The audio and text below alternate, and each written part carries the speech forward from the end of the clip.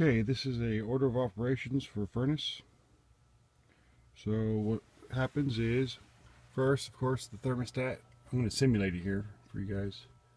Thermostat engages W for heat, 24 volts. Inducer fan motor turns on. After your inducer fan motor, it causes a vacuum in that tube to close your pressure switch. Once the board is confirmed the pressure switch is closed, then you would have the ignition, that hot surface igniter. Once the hot surface igniter illuminates, then you will have your gas valve energized. And then once you have your gas, your flame sensor, which is right there, will confirm we have flame.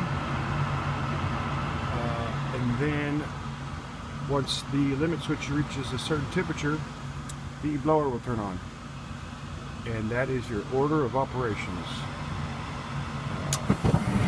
Just so you guys can see,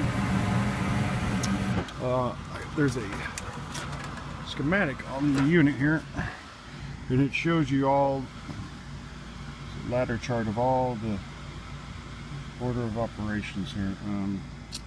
So you can't see that very well, but if you can see it, all the wiring, it goes, this is all 24 volts, and it goes through all these safety devices in order to have proper operation.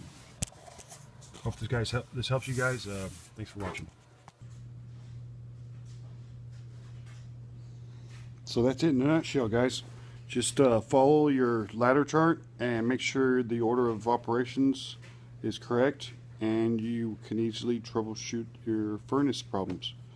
I hope this video helps you guys out. Thanks for watching.